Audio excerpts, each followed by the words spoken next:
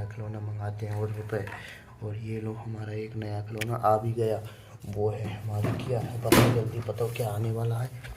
ये लो, ये देखो एक हमारा प्यारा सा खिलौना आ गया, डांसिंग टॉय। ठीक है बच्चों, अच्छा ये डांसिंग डॉल है। ये देखो आप, कितनी क्यूट डॉल है ना बच्चों ये। इधर से भी देखते हैं क्या है, कुछ नहीं। इधर से डांसिंग, ये इधर इसके बारे में बोला गया है, baby beautiful toy, make your baby happy every day son. ये वाह, पीछे भाई इसके बताया गया है किधर से लगेंगे कैसे लगेंगे। ठीक है भाई, ये कहाँ का है, मेड इन